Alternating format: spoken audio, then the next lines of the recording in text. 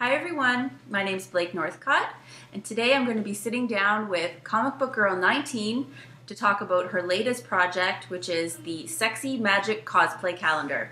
So check it out. And I'm here today with Comic Book Girl 19. Hi!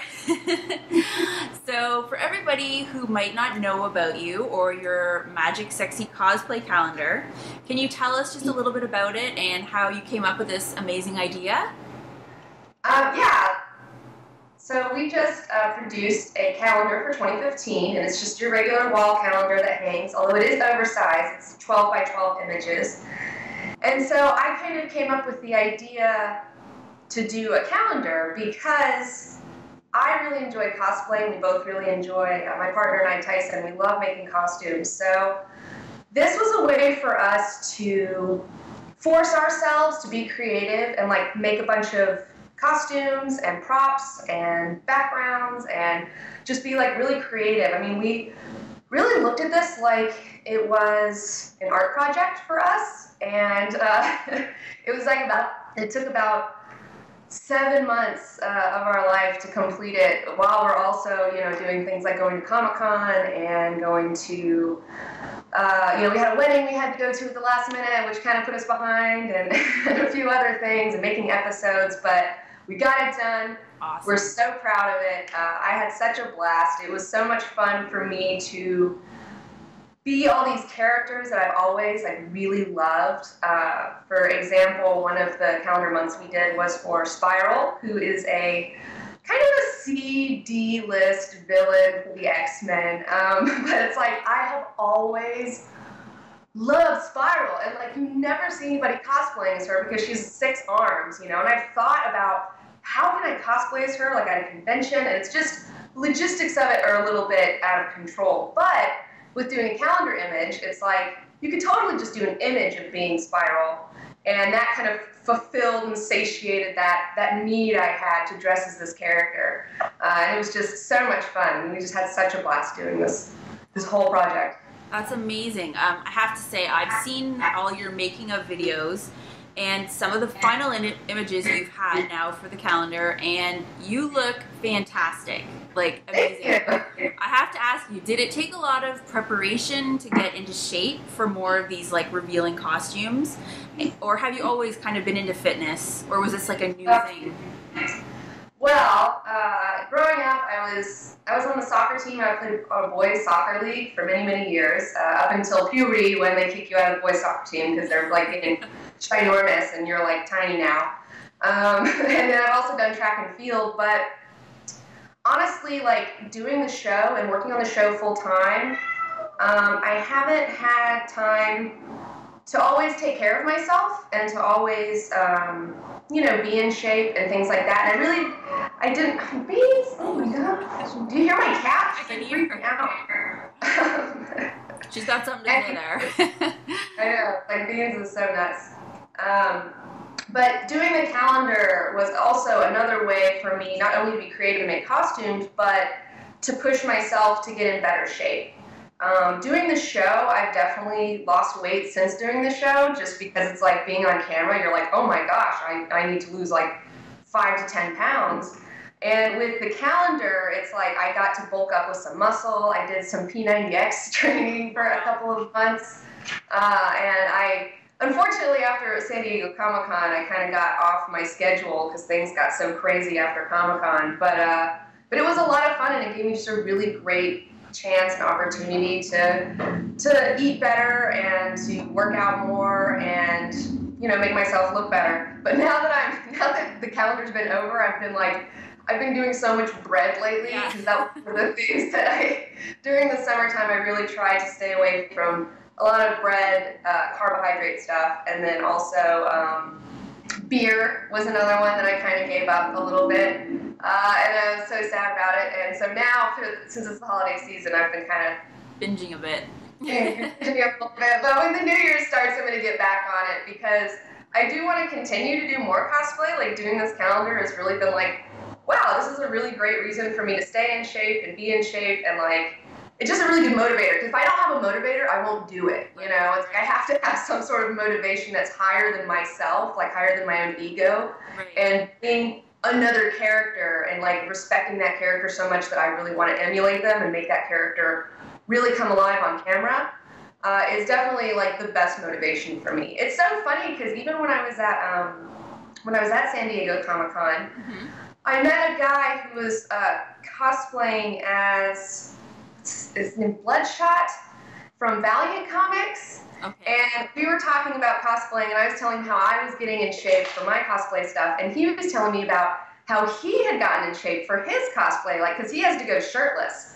And so he, like, really, like, bulked up and started working out, and he was like, yeah, like, I've gained, like, you know, a bunch of muscle, and I've lost a lot of fat just because I really want to be this character.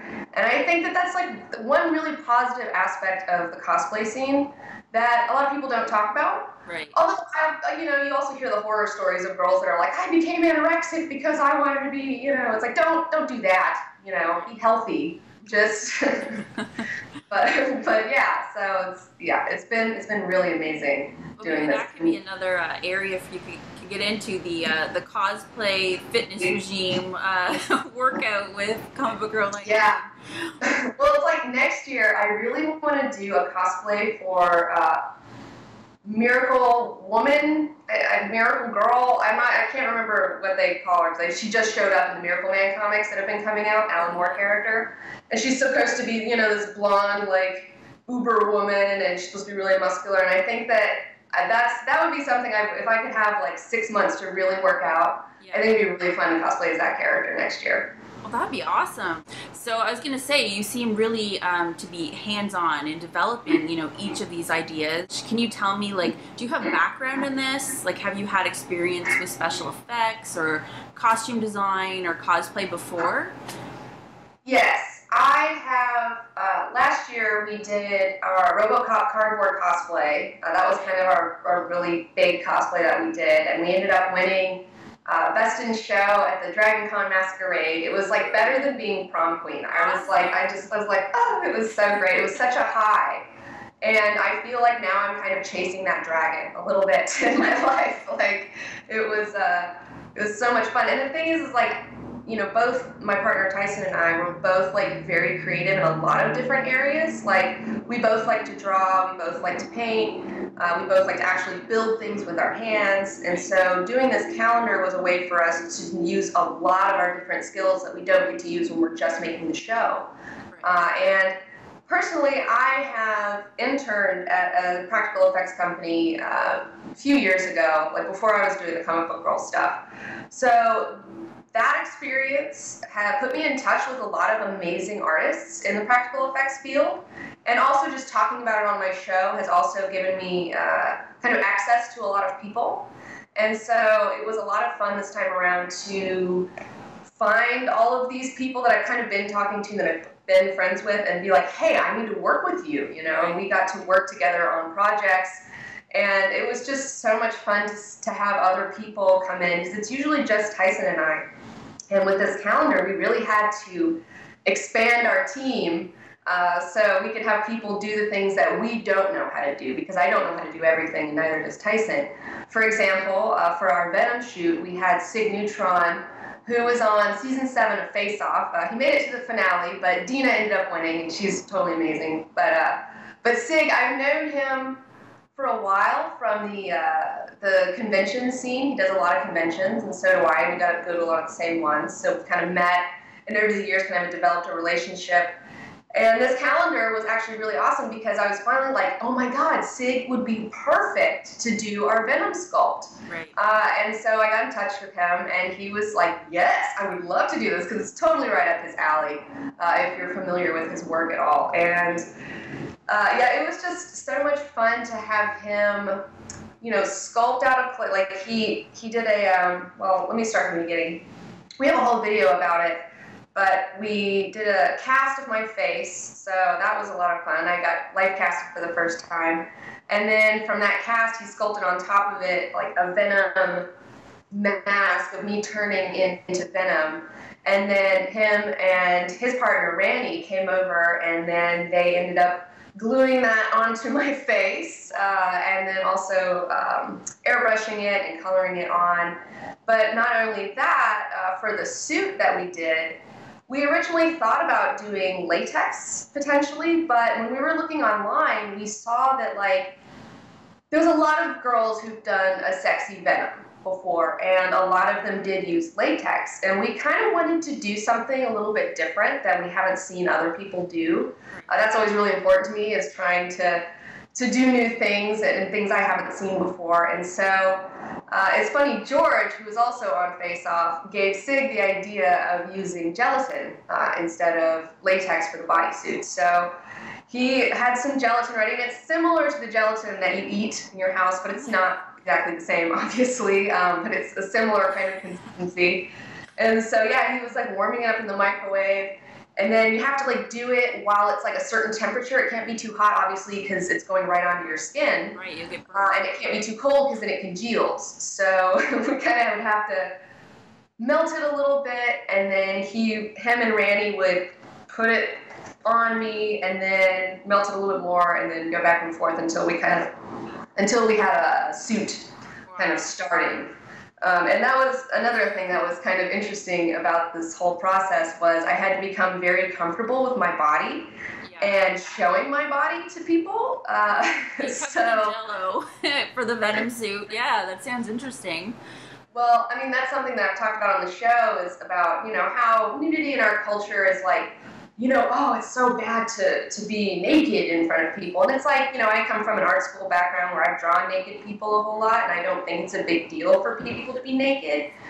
So I finally kind of got to put my money where my mouth is on this issue and have to be naked in front of people. And honestly, it was really a great experience for me, because it like really opened me up and being like, wow, this isn't a big deal. Like this is totally fine, you know. But also, to give credit to the people I was with, everybody that I was around when I did have to be mostly naked in front of people was, you know, people who were really cool about it. And, like, they made me feel so comfortable. Like, oh, my gosh, everybody was so amazing and, like, super cool about it. Made me feel great. And it was just, like, I don't know, it's like, I got to be, for the Lair of the White Worm, I got to be painted completely blue. Right. And I was just wearing some pasties that I had made, and then and a loincloth and a little hat, and we had to like hike up to this cave, because we actually shot in a cave, the Tarzana caves, and I got to be kind of like naked out in nature, mostly like almost like a tribe person or something. Like, it was just, and it was amazing. Everyone was like, I'm so hot right now. Like, it's so hot out here. And I was like, I feel great. Like, this is how God intended it. Like, I don't know, I had such a high from being able to do that. And it was such a great experience. And I wouldn't have been able to do something like that if I hadn't been doing the calendar. So it's just like, oh man, it was just so much fun. I was just like, and again, just being able to walk around with just like pasties on in front of a bunch of people is just like, yeah, like, this is fine. This is not a big deal, guys. Like, this is great. And I'm excited to kind of, I don't know, I'm so happy that I've had this experience, because it's just made me feel so much more confident in myself and, like, confident in other people. Because that's another thing. If you're, like, naked in front of somebody, it's like, and you're able to, like, keep it together and not be, like, you know, scared about it, it really gives you extra confidence. I don't know. Yeah. Definitely must have. I mean, the calendar, from what I've seen of it, it definitely has a lot more sexy like images and poses and things than you've maybe ever done before. So I was gonna ask you, like, how do you get the confidence, you know, just to get into that mindset of that pose? Like, you really have to kind of like own it. You know what I mean? So it looks nerve-wracking. Like, I don't know how much. Yeah. Well, it definitely is nerve-wracking, and it's also like, if you're not sore the next day after your shoot, you're not posing hard enough, you know? Like, I mean, I'm telling you, like, I was posing so hard. You gotta clench every muscle and then also look natural while you're, like, you know, trying to tighten everything up. Like, it's such an experience. Like, people who've never modeled, like, try to do some sort of, like, sexy beauty modeling, man, try it, because you would be surprised at how difficult it is. It's like, oh my gosh, it is a whole process. And, like, and that's another thing about the calendar that was a lot of fun for me is, you know, I don't feel the need to be sexy on the show necessarily to like sell the show. Like I think that the show sells itself because it's a smart and interesting and fun show, and I really stand by it. But as being a person, I also have my sexual side, and this was a really fun way for me to explore that. And like some of the images I'm like really proud of, but there's one image in there. The Zealot that we did. I did 1991 Wildcats Jim Lee Zealot.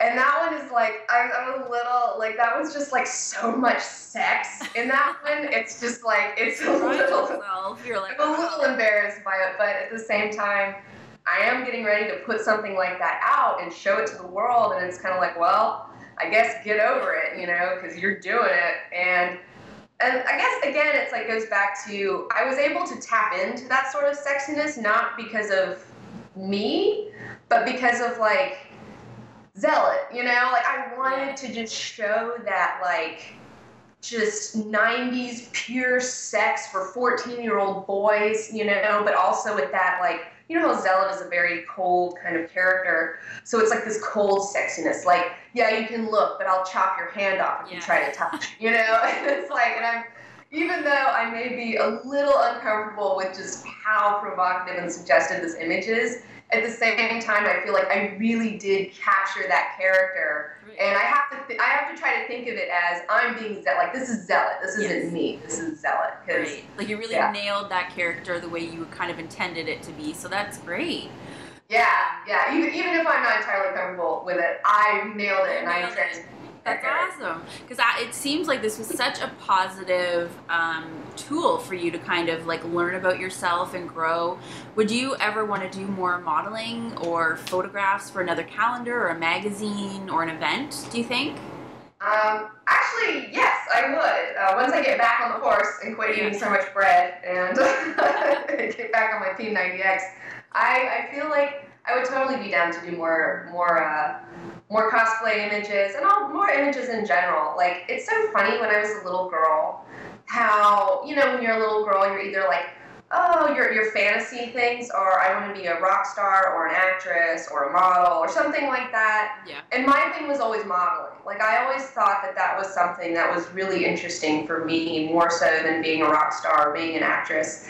And I feel like a lot of people don't respect the idea of modeling. They think that it's something that's really easy when it's very difficult, and it takes, like, you have to, like, be in touch with your body, know how you look on camera, know what your good angles are, and know how to, exude a certain feeling for the camera that it makes, like, a striking image. I mean, it is, like, I feel like we're kind of taking cosplay to the next level with our calendar, because we're just making these really intense, like, striking images out of it and kind of trying to take it up a notch I feel personally for me that, I already have enough attention with the show. Like, I'm not cosplaying for attention. Mm-hmm. I'm cosplaying because I love costumes. I love these characters, and it's like, it's almost shamanic, to be able to, like, let yourself be possessed by these characters and be this character for, like, a few hours, and I mean, who knows, we might do another calendar next year if this one does well and people seem to be into it. I'd definitely be down to do another one. I've actually had the idea of next year we might be doing some bigger kind of 45-minute docu-reviews, hopefully, if everything goes kind of according to plan. And I wanted to kind of do a cosplay to go with each of these things that we're talking about. I'll give you kind of, one of the things that we want to do involves Fight Club. So I've already bought a Marla Singer jacket, and I really want to do a Marla Singer Fight Club cosplay. Like, that would be so much fun. Like, oh my gosh, that would be the best. That would be really cool. And it's something kind of that hasn't been done before, so it'd also be unique. Well, cosplay is fun because you get to be somebody other than yourself for a minute, and you get to, like, embody something that you, like with the Zealot thing, embody a part of yourself that you may not be entirely comfortable with, and being able to get that part out of you while you're doing the character. And it's very therapeutic. I don't know, man. It was really, like, psychologically impactful to be these characters, especially Lair of the White Worm. I mean, being painted blue, I was high for days from being painted blue. I had no idea that like this was gonna have this psychological impact on me that it did. Where I'm just like, Wow. oh my god, I felt great for days after being painted blue. If I ever get another chance to be painted blue, I'm doing it. Doing it. Done. Awesome. Well, I was going to say too that like getting all these costumes together seems like such a huge undertaking. Was there any of them that you kind of originally thought, okay, that's doable, and then as it progressed you're like, wow, this is getting more intense, and it kind of blew up into something bigger than you thought it might be? Yeah, definitely. There was definitely a few things that kind of were harder than I anticipated. I would say that the costume that I made, like entirely made, and I really did not have, nobody was helping me on it, and I was kind of left to fend for myself, was the Zealot costume. Okay. Which is, I mean, if you're familiar with that character, it is a very elaborate, over-the-top costume with, you know, crazy shoulder pads and back spikes coming out, and like, you know, these big things coming off your boots, and all these straps, and a neck piece, and all this stuff. And yeah, that one took like definitely longer than I anticipated for it to take, for sure. Like that one was an intense costume to make, and I'm kind of a little sad that I worked so hard on it, but it's just like it's too much. Like you couldn't take this to say San Diego Comic-Con. Like you couldn't wear this there because it's just like, I know Adrian Curry got kicked out for doing Eon Flux. Right. Well, and let me tell you, she got kicked out for that shit. The Zealot would get kicked out in a heartbeat. Because, like, it's like, there's just like a thong in the back. Oh my god, it's like so ridiculous. And let me tell you, you cannot fight in that, okay? Like, wearing it, you can barely walk around in it. Like, it was so funny to actually put on this costume and just see how impractical it really is, right. You know? Like, it's all those costumes from the 90s are so impractical, and this one was just like the pinnacle of that. It was so much fun, like walking down the stairs in it, like having to turn your back because you have these huge spikes coming out. It was just so ridiculous. It was a lot of fun, but yeah, that one was pretty intense. That one particularly was pretty intense. It sounds like it, but it sounds like it also turned out maybe exactly how it should be, and you know, portraying, like you said, that element of over-the-top theatrical kind of, you know, that you really wouldn't be able, you're right, to do that at a cosplay at a Comic-Con, because it's, you couldn't even get it in there probably without stabbing somebody. Yeah, there would definitely be major walking issues and major, like, people are probably going to grab your butt at some point if it's just out like that. That's just what happens, you know. I'm not condoning it at all, but it's just like, it's a fact of life, you know. It's like, I don't. But it's like, I feel like maybe I could pull it off at Dragon Con if I was feeling like super confident to actually do it in public place, but definitely not a place like San Diego at all. It would just be too much. How do you feel like the project has come about, sort of from the way you envisioned it to how it's turned out? You know, as any artistic project, you know, you always have your idea of what it's going to be, and then what it turns out like. It's always a little different. Right. But I think that all the differences that did happen were good. Mm-hmm.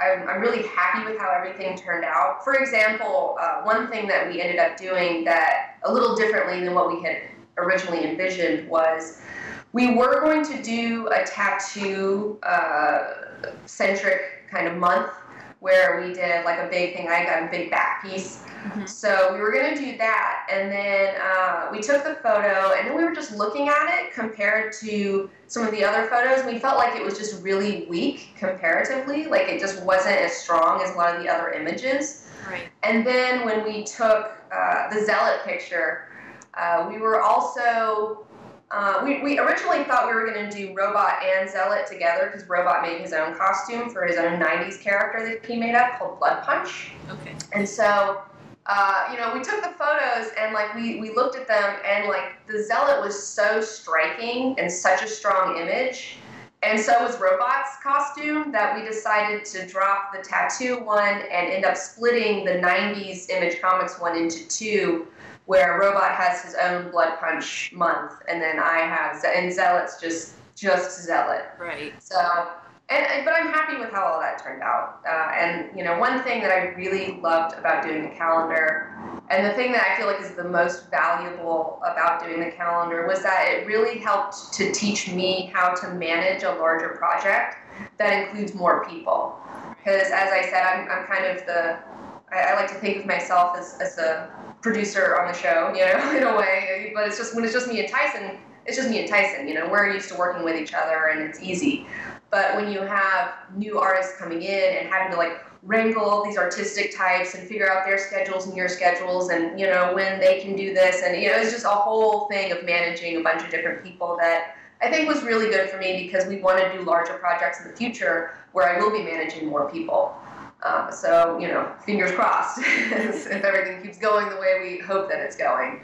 So this was really valuable for that as well. So, I mean, this calendar overall I really learned a lot from it, and I'm so glad that we did this. It was such a positive experience, and I hope that everybody sees this calendar and kind of gets inspired to, you know, maybe try cosplay if they haven't done it already, or just to build something, you know, because I think it's really valuable to create. I think that's a really positive thing for people to do. And, you know, you're encouraged in our society to kind of be a consumer and just to buy things and just and eat them and throw them away and buy more stuff instead of making your own stuff. So, yeah, I'm really hoping that this calendar helps to inspire some people to try some new things and to use their hands and maybe make an outfit for yourself if you're into that. I think it's a really positive thing, and I encourage more people to do it.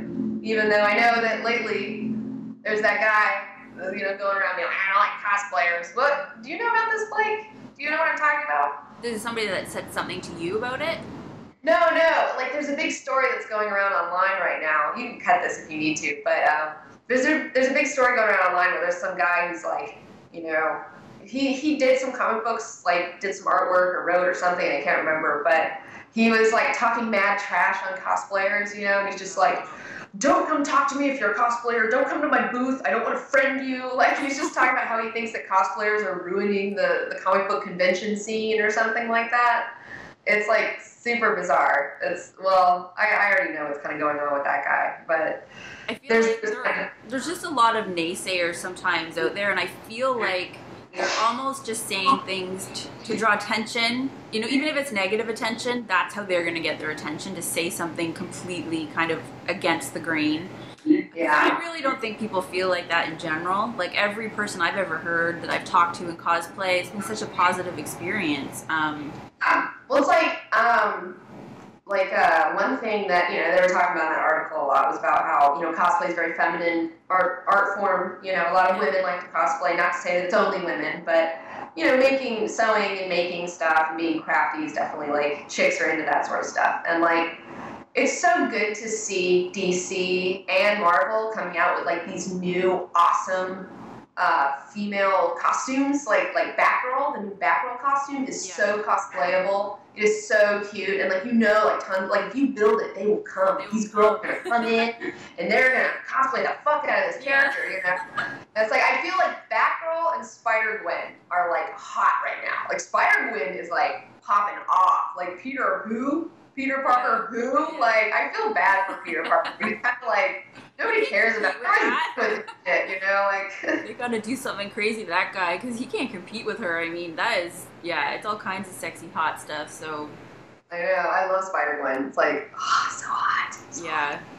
Well, that's awesome. Well, I think that overall, you know, all these different elements that you've put into your calendar with, you know, like you said, creating things, and it's photography and art, and, you know, you're getting to tell a story, and your fitness element. It's so, like, just all encompassing, and it's such a great project that you guys have developed. So, you know, as someone who is super excited to get her calendar, you know, I've already seen some of your images, and they are kick-ass amazing. So I'm really, like, proud of you guys for putting so much effort into it, because you can really, you know, each image is spectacular. So you've done a great job. I appreciate that. We had a blast. We hope that everybody feels the same. Oh, I'm sure they will, and it's coming out soon. So is there anything else that people need to know about where to get it? You know, where So the calendar is on sale right now. You can get it at www.comicbookgirl19.com. There's also, if you want to go directly to the store, it's cbg19.vapecartel.com. So you can go check it out. Free shipping for all my domestic folks, you know, just saying. So yeah, check it out. It's awesome. And also, you know, buying the calendar is our form of supporting the show, you know, because a lot of people don't realize that you don't make your money from actually making the show. You make your money from other things, which helps you continue to do the show. So yeah, that's really what this is just supporting us, making more episodes and continuing to get better and make the best, awesomest videos that we can make. Well, it's definitely working, and I'm really excited for you, and I can't wait to see the finished calendar. So thank you guys so much for taking the time to talk to me. Thanks for watching, everyone. I hope you enjoyed my interview with Comic Book Girl 19, and I'll catch you soon. Bye.